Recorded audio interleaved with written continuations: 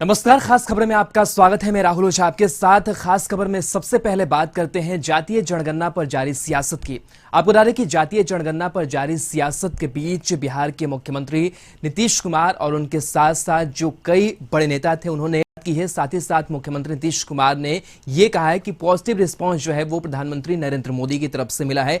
11 नेताओं का जो प्रतिनिधिमंडल है उसने मुलाकात करी है और सभी ये उम्मीद लगाए बैठे हैं कि जातिगत जनगणना जो है वो केंद्र सरकार कराएगी। और इस बीच जो सियासत है वो भी लगातार होती हुई नजर आ रही है और कहीं ना कहीं जो बीजेपी के कई बड़े नेता हैं उनका यही बयान आ रहा है कि जो केंद्र सरकार निर्णय लेगी जातीय जनगणना को लेकर के उस पर जो हामी है वो सारे बीजेपी के जो नेता हैं वो भरेंगे। तो लगातार पिछले कई दिनों से नेता प्रतिपक्ष तेजस्वी यादव की बात करें तो वो इस मांग को उठाते रहे हैं। सदन में भी उन्होंने अपनी बातें जो है वो रखी कि जातीय जनगणना जो है वो बिल्कुल होनी चाहिए और इसी को लेकर के उन्होंने मुख्यमंत्री नीतीश कुमार से मुलाकात भी करी और जो पत्र है वो लिखा गया प्रधानमंत्री नरेंद्र मोदी को और मिलने का वक्त मांगा गया, जिसके बाद से थोड़ी जब लेट लतीफी होने लगी तब भी तेजस्वी यादव ने सवाल खड़े किए और कहा कि देखिए प्रधानमंत्री नरेंद्र मोदी जो है वो नीतीश कुमार को मिलने का समय नहीं दे पा रहे हैं। लेकिन थोड़ी ही देर के बाद से जो मुलाकात का वक्त है वो तय किया गया और आज जो है मुलाकात हुई है और इस मुलाकात में जो बात है वो बनती हुई नजर आ रही है। जिस तरीके से बयान सामने नेताओं के आ रहे हैं। हालांकि नेता प्रतिपक्ष तेजस्वी यादव ने इस बात का भी जिक्र किया है कि अगर प्रधानमंत्री नरेंद्र मोदी या फिर केंद्र सरकार अगर जातिगत जनगणना नहीं कराती है तो मुख्यमंत्री नीतीश कुमार को अपने स्तर से जातीय जनगणना जो है वो करानी चाहिए और इस पर वकालत भी जो है वो मुख्यमंत्री नीतीश कुमार ने करी है। और मुख्यमंत्री नीतीश कुमार ने यह भी कहा है कि काफी पहले से ही जातीय जनगणना की जो मांग है वो काफी जायज है। इससे पता चल पाएगा कि आखिर कितनी जाति के जो लोग हैं वो हैं और इसका जो फायदा है वो भी काफी पहुंचेगा, क्योंकि जो सरकारी योजनाएं चलती है उसका फायदा अलग अलग जातियों के आधार पर और उन योजनाओं का जो लाभ है वो मिल सकता है।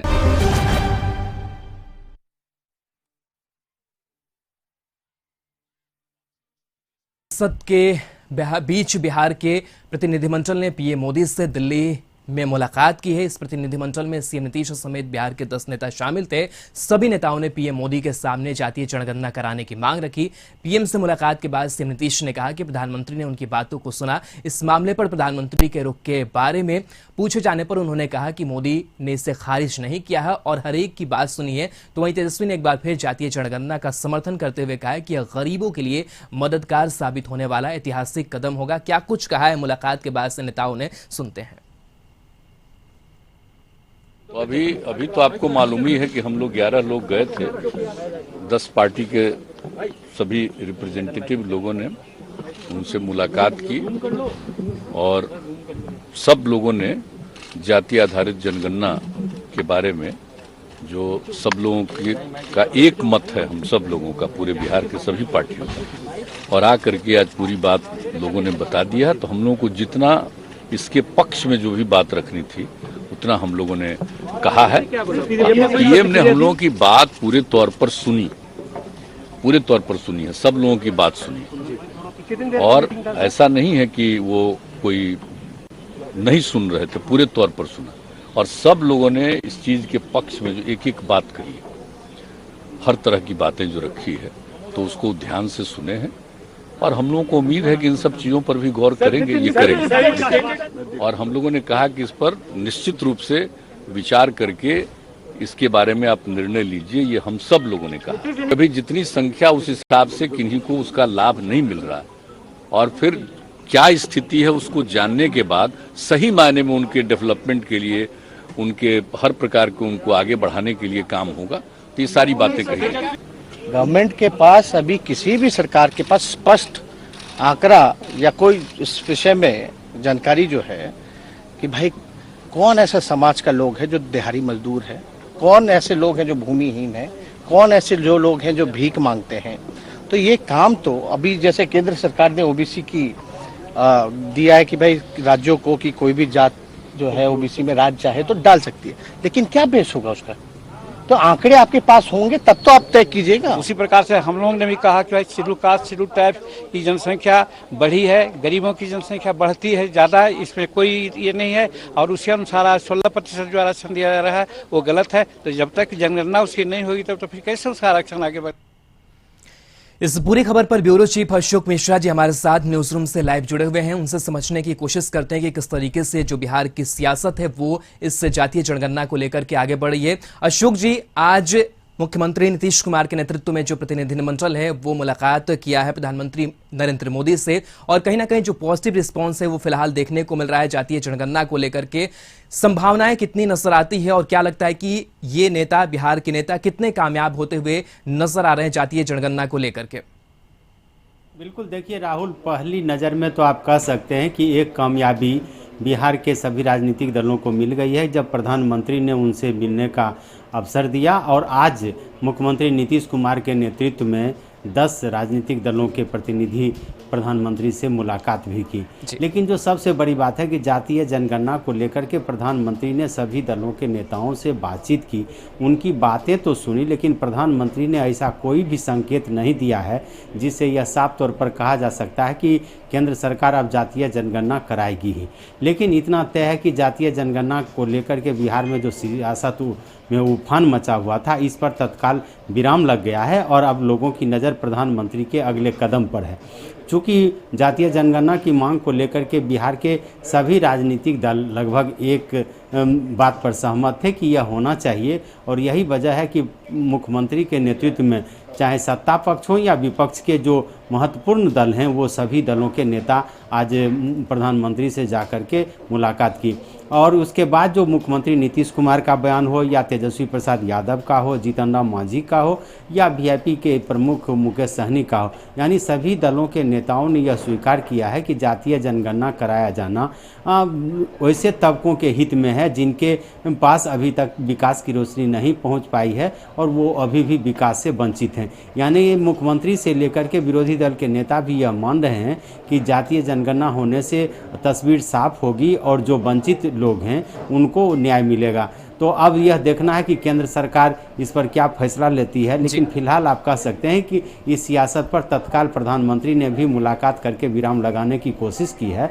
अब देखना यह है कि केंद्र सरकार का अगला कदम क्या होता है। जी बिल्कुल, तो कहीं ना कहीं जो विराम है वो प्रधानमंत्री नरेंद्र मोदी ने लगाया है, लेकिन इसके बावजूद अगर जातीय जनगणना अगर केंद्र सरकार की तरफ से नहीं कराया जाता है तो ये भी सवाल उठता है कि मुख्यमंत्री नीतीश कुमार के लिए कितनी बड़ी चुनौती हो जाएगी, क्योंकि विपक्ष और तेजस्वी यादव ने भी उस वक्त सवाल खड़ा किया था जब लेट लतीफी हो रही थी, समय नहीं मिल पा रहा था प्रधानमंत्री नरेंद्र मोदी की तरफ से, लेकिन मुलाकात जो है उसका समय निर्धारित किया गया। अगर केंद्र सरकार इस ओर अपना कदम नहीं बढ़ाती है तो नीतीश कुमार के लिए कितनी बड़ी चुनौती जो है वो खड़ी हो जाएगी, क्योंकि विपक्ष और ज्यादा हमलावर हो जाएगा, उसको और मौका मिल जाएगा कि आपने जाकर मुलाकात भी करी लेकिन इसके बावजूद भी केंद्र सरकार ने आपकी बात नहीं मानी।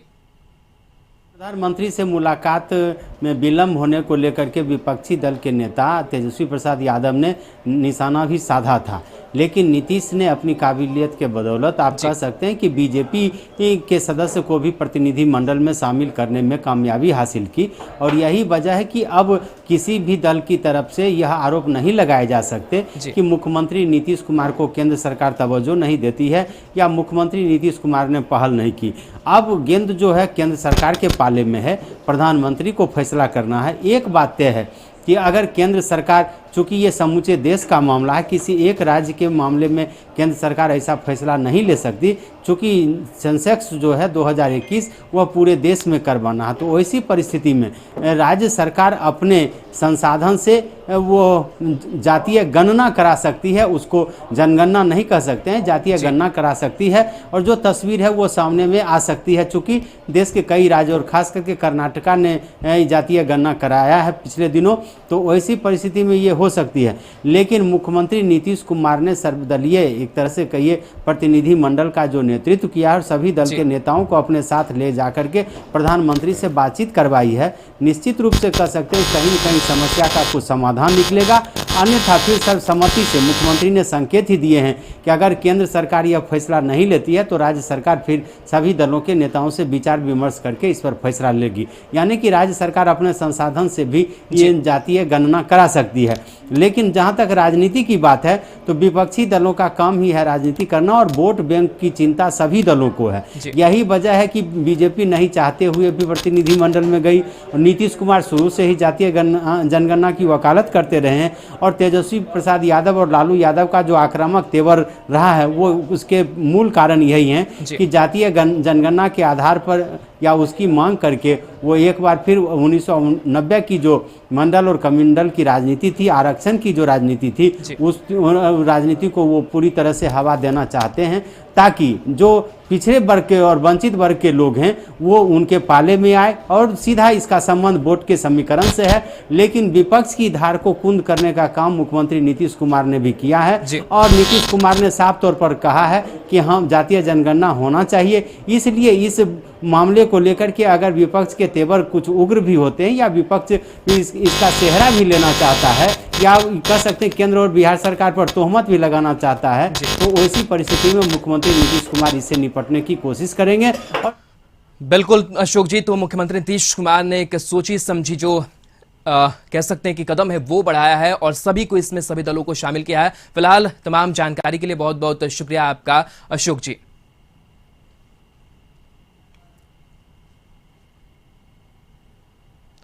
चलिए बढ़ते हैं आगे। केंद्रीय मंत्री बनने के बाद पहली बार पशुपति पारस पटना पहुंचे, जहां एयरपोर्ट पर कार्यकर्ताओं ने उनका भव्य स्वागत किया। स्वागत से वो काफी खुश दिखे और उन्होंने कार्यकर्ताओं का आभार जताया। खाद्य प्रसंस्करण उद्योग मंत्री पशुपति पारस से एक्सक्लूसिव बातचीत की हमारे संवाददाता अवनीश ने। पहले सुनिए कि उन्होंने क्या कुछ कहा है। केंद्रीय मंत्री पशुपति पारस जी पटना आए हैं, भव्य स्वागत किया गया है। सर, मंत्री बनने के बाद पहली बार आ रहे हैं, कैसा लग रहा है? सबसे पहले मैं मंत्री बनने के बाद पहली बार बिहार आया हूं और बिहार की जनता ने और खास के कार्यकर्ताओं को जो मैंने उत्साह देखा, मैं कभी सोचा भी नहीं था।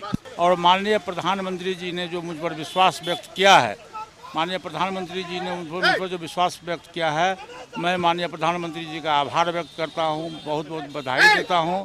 और आज जो मैं इस पद पर हूं, इसके लिए खास करके हाजीपुर की जनता को मैं नमस्कार करता हूं, प्रणाम करता हूं, मैं आभार व्यक्त करता हूं। और मैं आपके माध्यम से विश्वास दिलाना चाहता हूं कि जो भी जवाबदेही मुझको दी गई है, मैं पूरी निष्ठा से बिहार की जनता का सेवा करूंगा।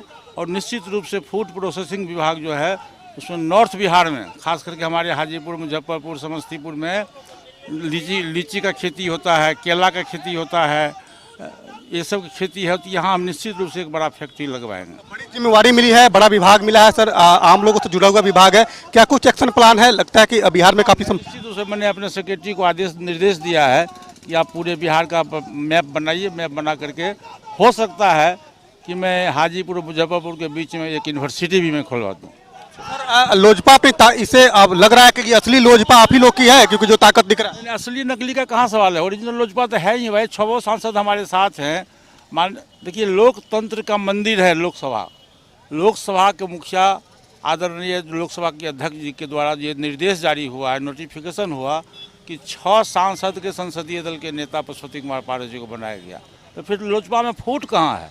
आप कोई अपना डफली अलग बजाता है तो उसको बजाने दीजिए, उससे पार्टी पर कोई असर पड़ने वाला नहीं है और जनता के पर कोई असर पड़ने आगे आएंगे तो फिर आप लोग ले लेंगे। क्यों ले लेंगे भाई? चलिए।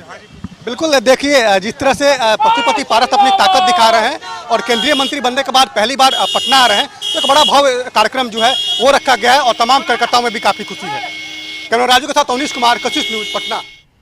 तो ये तस्वीर आपको दिखा रहे थे किस तरीके से पशुपति पारस का भव्य स्वागत किया है। साथ ही साथ वो हाजीपुर पहुंचे हैं, जहां लोगों से उन्होंने संवाद भी किया है। एक ब्रेक के लिए यहां रुकेंगे, लेकिन ब्रेक के बाद से खास खबर में देखेंगे शिलान्यास पर सियासत। अब बात करते हैं शिलान्यास पर सियासत की। एक शिलान्यास को लेकर सियासत हो रही है। पेयजल एवं स्वच्छता विभाग का पालाजोरी वृहद जलापूर्ति योजना का बीजेपी विधायक रणधीर सिंह ने शिलान्यास क्या किया, सूबे में सियासत शुरू हो गई। इस मामले को लेकर बीजेपी और जेएमएम आमने सामने हैं। आरोप प्रत्यारोप का दौर शुरू हो गया है। राज्य के पेयजल एवं स्वच्छता मंत्री मिथिलेश ठाकुर ने विधायक रणधीर सिंह को पत्र लिखकर योजना के शिलान्यास पर अपनी नाराजगी जाहिर की है और साथ ही साथ उन्हें नसीहत भी दी है। मंत्री ने अपने पत्र में लिखा है कि 18 अगस्त को विधायक ने पालाजोरी वृहद जलापूर्ति योजना का शिलान्यास रेल विभाग की जानकारी के बिना ही कर दिया। उधर सांसद निशिकांत दुबे ने मंत्री मिथिलेश ठाकुर की ओर से बीजेपी विधायक रणधीर सिंह को भेजे गए पत्र पर सवाल उठाते हुए कहा है कि मुख्यमंत्री ने भी प्रोटोकॉल का पालन नहीं किया है। वो केंद्र की योजनाओं का उद्घाटन और शिलान्यास पिछले दिनों गोड्डा में बगैर उनकी जानकारी के किया। सांसद डॉक्टर निशिकांत दुबे ने अपने फेसबुक पेज पर भी लिखा है कि जल जीवन मिशन की सभी योजनाओं में आधा यानी 50% पैसा केंद्र सरकार का होता है। जिन केंद्रीय योजनाओं में 50% या उससे अधिक पैसा लगा है, उसके शिलान्यास या उद्घाटन का अधिकार केंद्र सरकार का है। यही प्रोटोकॉल है और यही कानून है। रणधीर जी ने मुख्यमंत्री जी को उन्हीं की भाषा में जवाब देकर जैसे को तैसा का सिद्धांत अपनाया है। बता दें कि पालाचोरी वृहद जलापूर्ति योजना का शिलान्यास पेयजल एवं स्वच्छता विभाग की ओर से शिलान्यास की तैयारी की जा रही थी। यह योजना कुल 244 करोड़ की है और इस योजना से 327 गांव में नल से शुद्ध जल पहुंचाने की तैयारी है।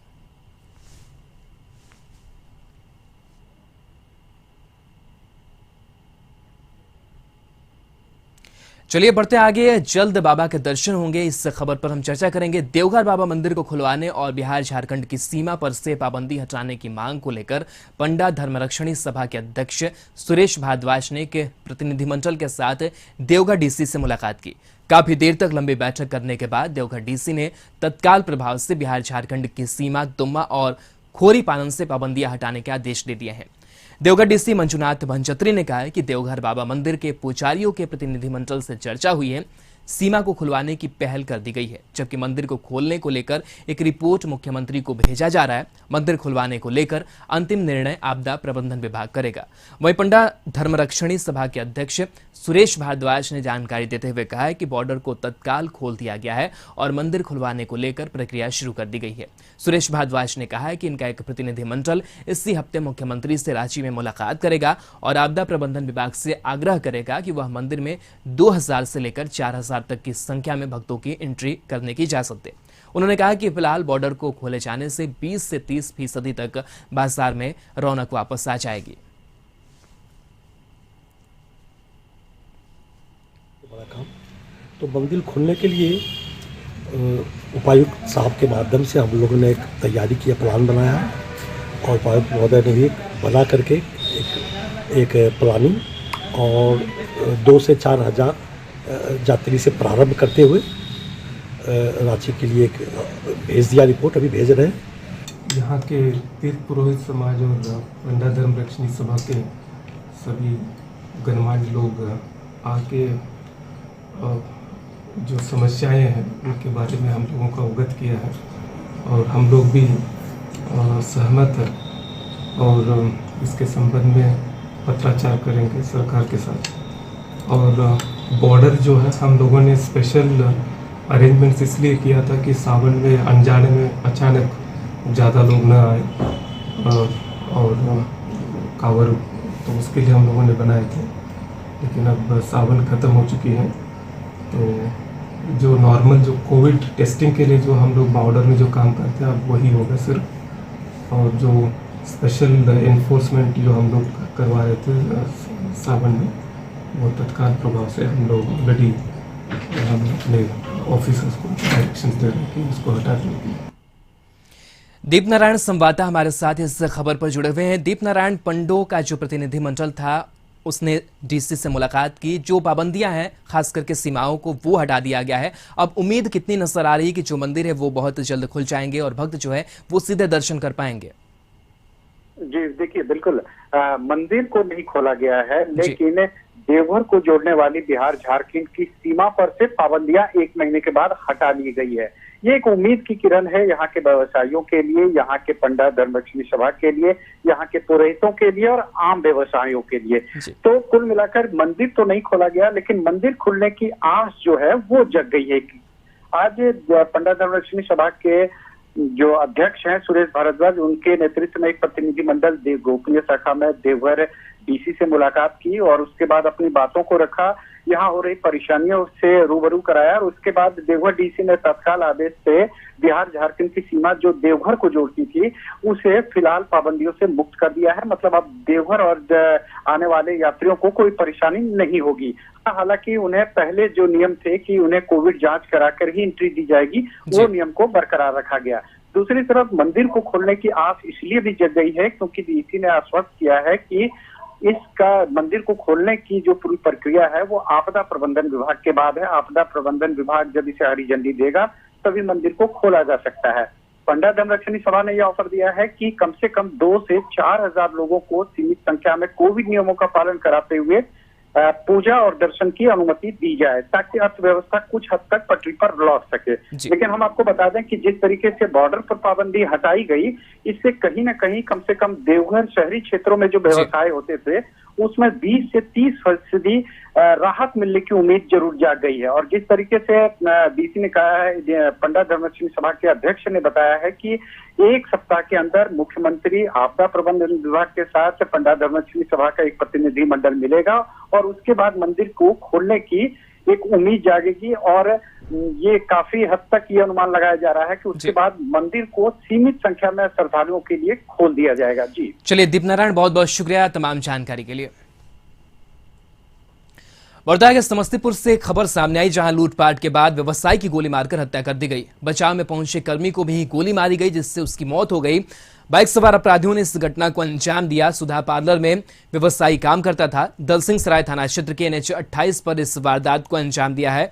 तस्वीरें हम आपको दिखा रहे हैं और कहीं ना कहीं स्थानीय जो लोग हैं वो काफी आक्रोशित भी नजर आ रहे हैं। बचाव के लिए जब एक कर्मी पहुंचा, इस पूरी घटनाक्रम के दौरान उसे गोली मारी गई। आनंद फानन में अस्पताल ले जाया गया, जहां इलाज के दौरान उसकी भी मौत हो गई।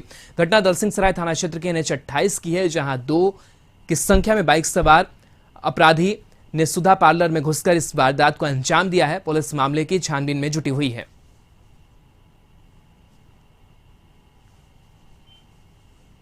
से 2 मोटरसाइकिल पर 3 अपराधी जो है वहां पहुंचता है और मतलब काउंटर के अंदर घुस के जो सुनील राय काउंटर पर थे उनको गोली मारता है। और गोली मार के भागने के क्रम में जब ड्राइवर देखता है कि गोली मार दिया और गोली का आवाज़ हुआ, तो जब वो पीछा करता है तो पप्पू नाम का जो ड्राइवर था उसको भी गोली मार देता है और बड़ी बुलंदी से अपराधी भागने में सफल हो जाता है। मंटून हमारे साथ फोन लाइन पर जुड़े हुए हैं। मंटून, लगातार जो अपराधी है बड़ी घटनाओं को अंजाम दे रहे हैं, क्या अपडेट है इस पूरी खबर में? क्या अब तक कोई गिरफ्तारी भी हुई है? अब तक कोई गिरफ्तार नहीं हुआ है। ये मामला दलसिंह सराय थाना क्षेत्र का है, जहां जो है सबको लेकर, दोनों सबको लेकर अब जो है जो आक्रोशित जो व्यवसाय है उसके परिजन है वो दलसिंह सराय NH 28 जो है उसको जाम कर जो है नारेबाजी कर रहे हैं। और पुलिस का जो यह रवैया है, पुलिस के जो है रवैये पर, पुलिस की जो कार्यशैली पे सवाल उठा रहे हैं। और लोगों का मांग है जब तक जो है बड़ी अधिकारी जो है घटनास्थल पे नहीं पहुंचते हैं तब तक जो है वो लोग जो है सड़क से जो है जाम नहीं हटाएंगे। दरअसल ये मामला जो है दलसिंह सराय थाना क्षेत्र में जो है लगभग 1 बजे घटी है, जहां जो है 2 बाइक सवार अपराधियों ने जो है जो 2 बाइक पर 3 की संख्या में अपराधी थे, जिन्होंने जो है जो सुनील कुमार राय जो मिल्क पार्लर चलाते थे और उनके कर्मी जो थे दोनों पैसे गिन रहे थे और बैंक ले जाने के लिए उसी दौरान जो है यह अपराधी जो है गोली मारकर फरार हो गया। जहां जो है और उस घटना में जो है लूट के जो कुल मिलाकर लगभग अगर बात की जाए तो 10 लाख रुपए की लूट की भी मामला सामने आ रहा है।